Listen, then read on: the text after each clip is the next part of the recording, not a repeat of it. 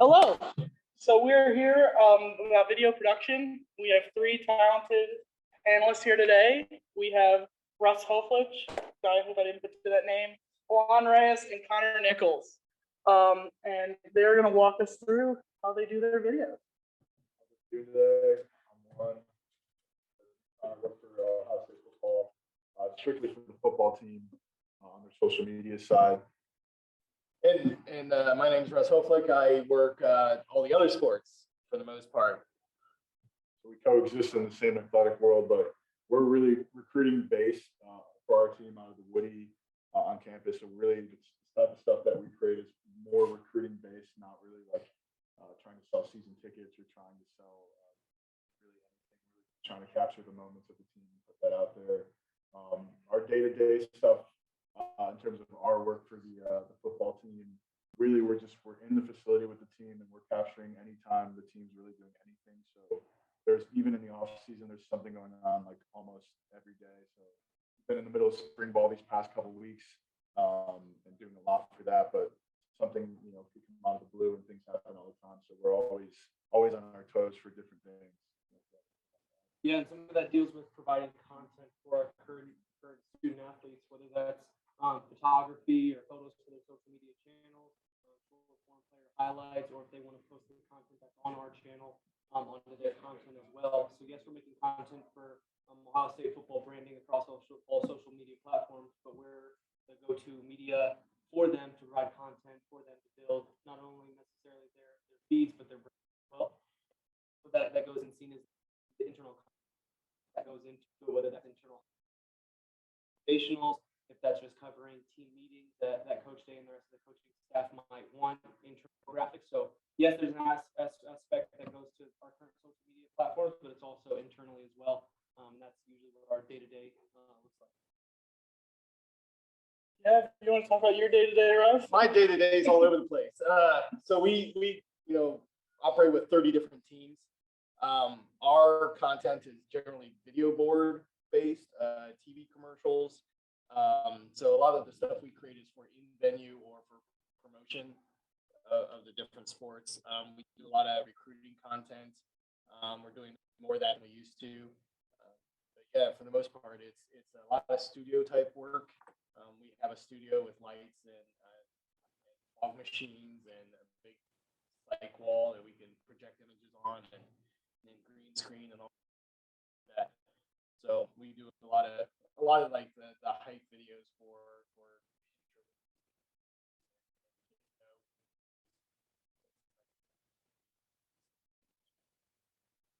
fun commercials. Buy tickets here all the time.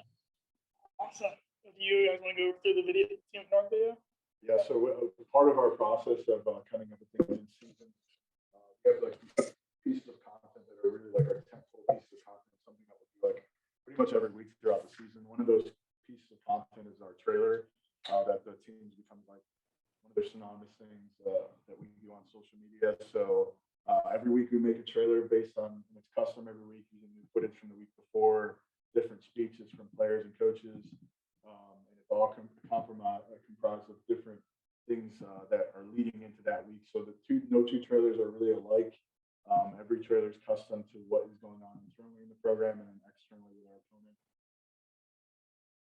To run is the trailer that we ran right before the Team Up North game, which I think just came out Thanksgiving Day, I believe, last year.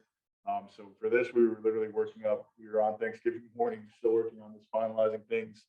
The team practiced on Thanksgiving too, so we weren't the only people in the building, but working up to the final minutes there and putting this out, a lot of work went into this. This was usually our trailers are week to week of like, we're meeting on Sunday, figuring out what the theme of the week is going to be. But this trailer, we were talking about this trailer probably about 4 weeks before the game was even played, getting ideas just because the game means so much to our team and our community and this campus. So we really wanted to make sure we hit a home run with this one. I don't know if there's anything else. Yeah, I mean, besides the result, I know that's an unfortunate result, but I think by far was our favorite trailer this year because we learned a lot. I mean, going into his third season and my first inning of my first season, kind of just learning about the history of this rivalry, and it was a lot of fun to make. What?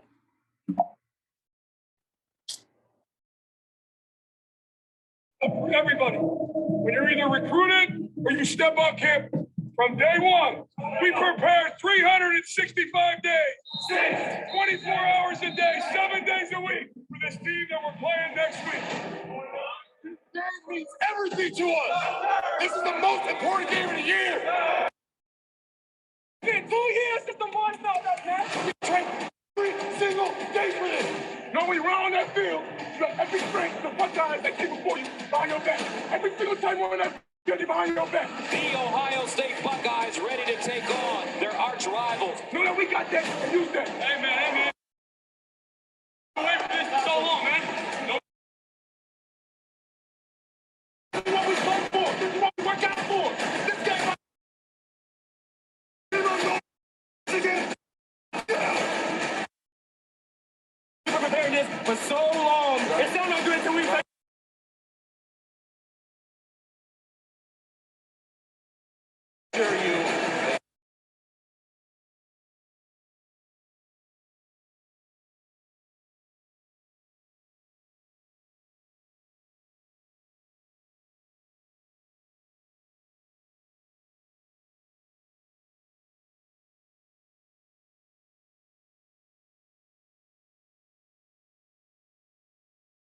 Greatest legend.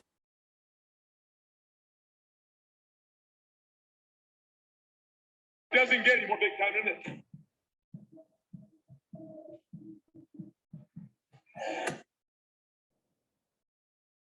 That's the team of North Trailer there. Like I said, a couple of weeks of planning and just strategizing on what we wanted to cover and different big moments. And lucky for us, you know, I would say a good chunk of that was shot. Real Cowboys customize and save with Liberty Mutual. Hey, Tex, can someone else get a turn? Gotta get the ads off there.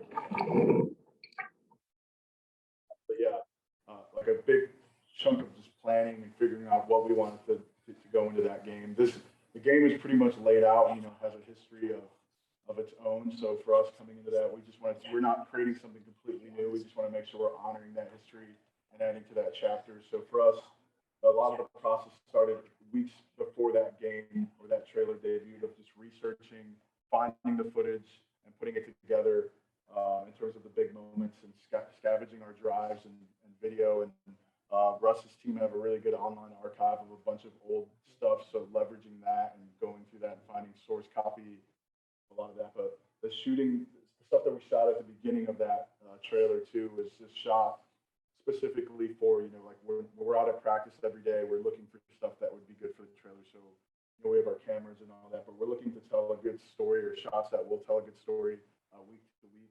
And obviously we use those for recaps and stuff, but using that video to really tell a good story, I think is our purpose with this trailer or the trailers that we do week to week. Yeah, and I think with that, it was just being different. That's all I want about that. It's just the good database of all that footage that he set that up.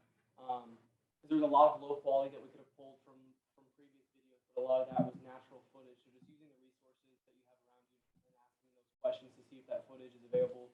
Yes, you can go on YouTube and download it, but are you able to connect with other people to get the correct footage to enhance it, to make it a little bit better? The second thing with that is just being different. I mean, every trailer has the same top highlights. It's going to have the same touchdowns. The aspect that we wanted to go around is setting up the weight room, you know, getting the beat the drone as well. But then also in years past, there wasn't really a lot of like natural sound of the players talking to the guys. So we're just going through a bunch of hard drives and just seeing whether it's the players talking in the locker room or press conferences or things like that. Is the key takeaway is yes, it's the game is the same thing every year. It's usually the same footage, but how can you take that creative aspect and just make it slightly different to enhance the audience? So just thinking outside of the box as much as you can and just trying to push that envelope to make it somewhat different to create that different interaction. Is there any questions on like how we did it technique wise or anything? We didn't want to throw a lot of information at you guys, but we'll open up for questions on that segment there. If there's anything otherwise.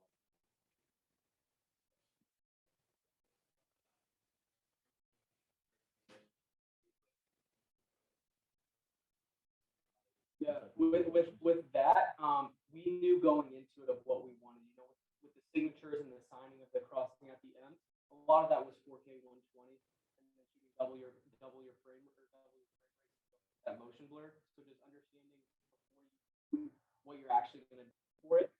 because we didn't want that natural kind of speed. We wanted to slow that down to show the signage. So just thinking in advance of how you think you're going to use that footage, as well as Coach Day at the end, for example, that's 4K, just 24, because we knew we're not going to slow down the speech of him talking. So just going through that. I know this doesn't really touch base on of that video specifically, but in game, it's kind of just messing around. Pre-game, it can be 4K 24, it could be 60. I know sometimes our cards get kind of full, so we'll have to switch from 120 to 60, but it's kind of just gauging it through that. Yeah, usually we shoot everything in game. Any game action is usually 4K 120 because we like to 120 frames per second so we can slow it down and we bring it in and it gives you that cool look of slowing things down. So a lot of things are shot differently. Always now 4K just because we can do the most resolution. We have a question from the chat as well. Yep. Brianna asked, what type of cameras do you use? Can iPhone do the job well? So yes, we use the Sony FX6s for all of our stuff this past year. The older footage was shot using a variety of different stuff, but I would absolutely say you have to use the tools that you have available to yourself. You know, you can use an iPhone, you can use smaller DSLR. You know, it's just all about finding the right framing and finding the right shot and really just making sure you make things look good to you and try to get your vision out there using what you have. There's so much that you can do on an iPhone. You could even shoot, ProRes on the iPhone. So there's a lot of different things that you can do. There's a cinematic mode on the iPhone now too. So there's a lot of different things that you can do. Probably not really good for shooting sports in terms of zooming down the field, but in terms of like shooting things pre-game or shooting things like just really close up to you, I would definitely say you can leverage that and utilize that.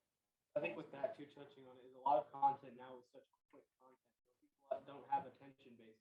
If it's a normal video at 2.5 minutes, if it's not a trailer, more likely than not, people aren't going to watch it. They kind of see that. So that's another reason it's using your resources. Like you said, if it's the iPhone, if it's pre-game, it's shooting that, a lot of it's still high resolution. I know we said FX6s, but before that it was FS7s and DSLRs. Like just because it's not the top of the top, like again, a majority of DSLRs are still shooting great quality content that are even able to do photo and video at the same time rather than offer that photos. There's absolutely nothing wrong with it. And I know plus we shoot audio on some DSLR. You just understanding the environment and what other resources you have. The reason why we shoot that slow motion, like we can still pull audio podcasts.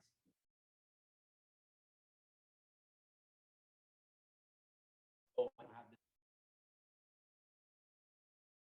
There's a lot of great quality cameras out there, even down to your iPhone, to make fun.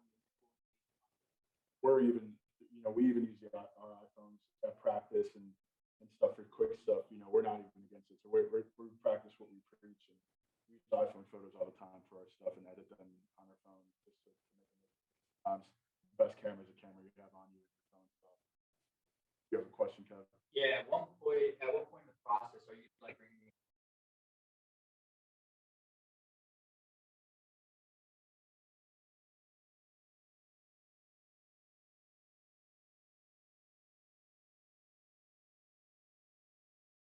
music is huge especially for me for editing. So I'm a huge music guy. I have to find the music first.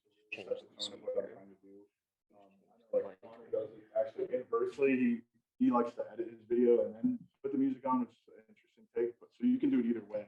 I think his stuff is absolutely great. So there's different processes for people. Not to say one's better than the other, but I'm a huge music guy. I think the music definitely helps sell and tell the story. So for our trailers, the music was the baseline of everything that we did. So I would edit the music down to about a minute-ish, minute 15. And work after that. So it's like, all right, here's our canvas. It's a minute, 15 seconds, whatever. How can we find shots that emphasize certain beats and breakdowns in the song? But really, just for me, the backbone of the video is really just the music.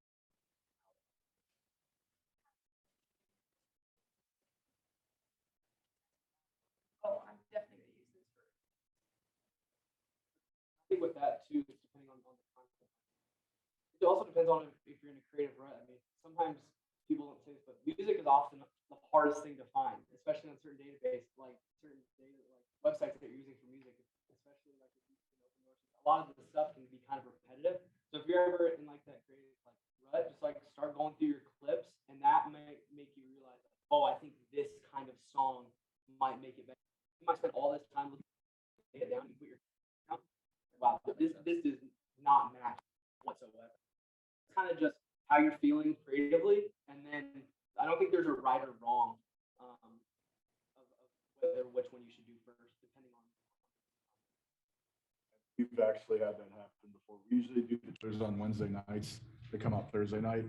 So we're in the office late that night working on a trailer, and like at about like 11 o'clock, we're watching and we're like, the music isn't working on this anymore, actually. And we spent like 4 hours.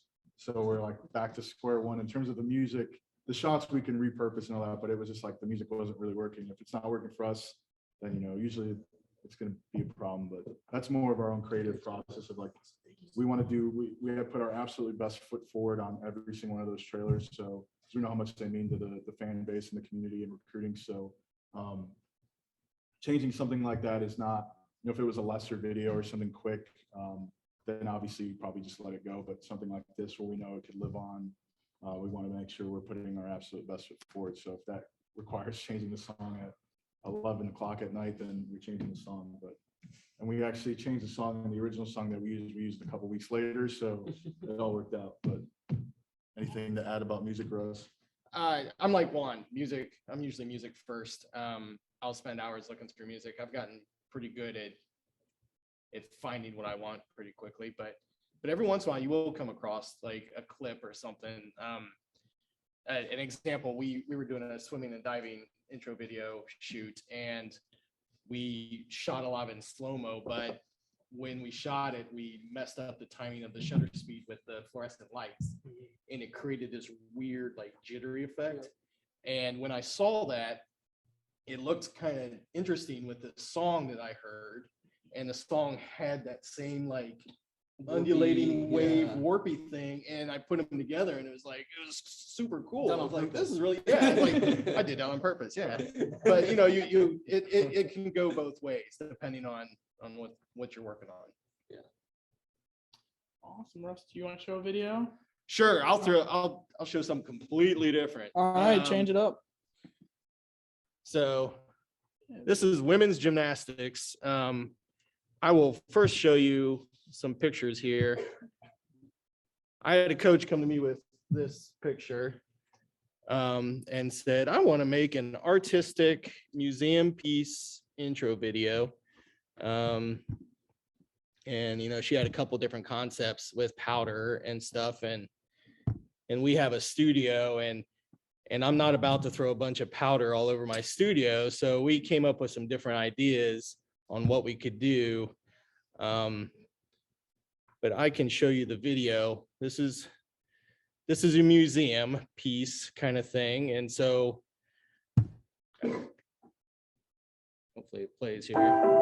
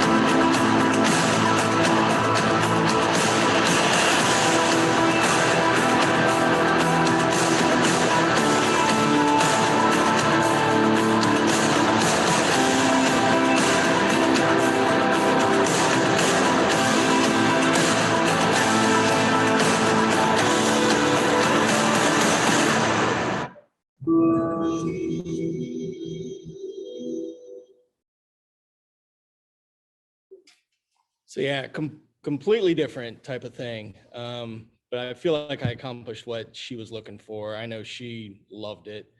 But yeah, she would send us a bunch of things. And so first thing I started doing was looking for, backgrounds. I wanted to create museums. So like all the museum pieces that you saw was either stock footage or photos that I took myself, and then recreated the museum feel in After Effects. The people walking in the museum was a stock footage clip that I got of people walking, and it was green screen, and I laid that in and sped it up and zoomed them forward, and again used the music to kind of help dictate the flow of the video. And then I tried to match cut, a lot of the, when they're up in the air spinning, I would cut from one person to another one, doing a different routine, but in that same kind of motion or spin. And then we had the studio. We shot all the gymnasts in the studio doing different moves, and then I again used stock footage powder to add in to make it look like we were throwing powder at them or had these powder explosions and stuff. So completely different take. I've never done anything like that, so it was kind of fun. What was like with that? What was your timing with them in the studio? Was that just a black backdrop, or can you talk about like shooting with them and what the process and like your creative mind of what you wanted out of that going into your edit? Yeah, again, we had the imagery to begin with, and before we even did the shoot, I had found some stock footage of some powder explosions, and of course, none of it was scarlet gray. It was all pink and blue and purple. So I color, tweaked all that to make it the colors I wanted. But we had that going in. So then it was working with the gymnastics coach, and she has these very dynamic moves and forms that she wanted them to do. So we just worked with her big black curtain. We brought in like the gym mat floors, the puzzle pieces, we put that down. So it was all black. So that way we could have that whole black space that they're in, and then just we lit the gymnasts. So any questions for Russ on that particular segment from anybody? If not, we have one from the chat. Yeah. Any creators you recommend to watch on YouTube or social to learn more about video editing? Any tips for editing you wish you would have known when you started out? Yeah, I think YouTube is definitely an endless resource. There's a ton of stuff that you can learn on YouTube, especially today. I think like Peter McKinnon's one of my favorite ones to learn from. Daniel Schiffer, another guy that's great. I think just searching for what you're trying to find and learn, like if you're trying to learn, After Effects or Premiere or Final Cut, you can find all those resources, and there's a lot of talented creators on there. Just once you find one, just go to their channel and dive in and deep dive. Speaking of that, how many of you, since this is video related, how many of you guys are editing on like Adobe Premiere? Raise your hand. How many are anybody Final Cut? Nice. Anybody Avid or anything else? Old days. Nice. So I think just utilizing the tools that you have access to, even if it's iMovie that comes for free with your Mac, like utilizing that, you can put together things on your phone too, utilizing different apps. I think just using the tools that you have accessible to yourself definitely can make a huge difference. Doesn't have to be a super top of the line camera, doesn't have to be a super fancy computer. Just utilizing that and searching things on YouTube, and even if you're like pseudo copying somebody's style, like at first when you're beginning, like just to learn the techniques and learn how to do things, I think that could be helpful in terms of just really coming in your own and saying, well, how'd they do that shot? I might make a similar shot to that, and just like figuring out that process and working backwards could be super helpful. Yeah, and I think with what you're editing on, like all Final Cut, like on Premiere. So I think that just goes to show, and we work together on a day-to-day basis. I think that just shows that like whatever software is comfortable for you, run with it and get better as much as you can. And then YouTube, I just looked up one of my favorite guys that I follow is Danny Geverts. He does a lot of film style. If anyone's looking into that, less effects. But I just think it shows that, I use YouTube every day, YouTube University. I mean, every trailer week going into the text, I was always looking up some sort of After Effects tutorial or something to like get better. So there's no shame in it. And if you're watching a content creator, anybody, I promise you, they're probably looking at YouTube or looking at tutorials the day before or while they're doing that as well. So it's always learning through that. So, and I don't think there's like a right or wrong person to follow. I think it's just like looking on YouTube. If you like the editor, seeing who they're subscribing to, going to see who they're looking at for, and that's how you'll find your creative style, who you want to sort of replicate and pull ideas from. We, like our staff and our students, we all have kind of it's like a Slack channel, and we have just a random folder. And anytime we see anything cool or inspiring or something that somebody else has done, we just throw it in there. And sometimes we will use that as an idea for something else. And, other times we don't, but it's fun to see all the different things that different people are doing, and it always generates ideas. Like for me on my Twitter, I still need to organize it, but I have so many bookmarks on Twitter. I feel like I'm bookmarking 10, 15 things a day. I'm like, yeah, I'm gonna get back to it. I get back to it maybe, and then it gets lost. So if you, I know people say like YouTube or like use the bookmark tool on Instagram, Twitter, because that's blowing up right now too, because that's more short form content. So doing that too. Any other questions? Yeah, we got about a minute here. It's for Russ and football guys keep running this too. How do you manage working with coaches and other people in the athletic department when you either already film something or they come up with an idea that's outlandish and not necessarily possible? How do you putting together something that they want, even though it's outside the scope, something they may understand the video can do? I'm gonna say two things. One, learn to say no. That's hard. But two, honestly, what I do more than anything is I find a way to make it work by I spin it a little bit. I take their idea and I find a way to put my own spin on it to, because they may have this outlandish idea. I mean, honestly, the gymnastics thing was outlandish. That was crazy. And I know you helped with some of that. And we ended up not using anything that you helped with, but it wasn't your fault. Because we tried to do, because she wanted them to actually come out of the paintings, and so we were trying to do some green screen stuff, and it didn't work. And poor Noah here spent hours like rotoscoping them to try and cut them out, and it just didn't work. And so we had to kind of change it up. So, but yeah, find a way to spin it to make it work, because sometimes their ideas are so crazy, and you may have to shift a little bit to get what their end product is or what they want to achieve, but it may not be exactly how they envisioned in their brain. Yeah. That's the other thing too. Be okay with not having any of your work used or seen. Yeah. But practice definitely comes into play too, Yeah. so. Well, awesome. I think that just about runs out of time. Awesome. Appreciate Well, thank it. you guys so much. Thank you Yeah. all. Lastly, if you guys ever want to reach out to any of us on social media or emails or something like that. Always Yeah. here to be a resource, and we're wanting to learn from you all as well, and we're excited to see the work. So Sure. feel free to reach out at any time. Happy to help. Yeah.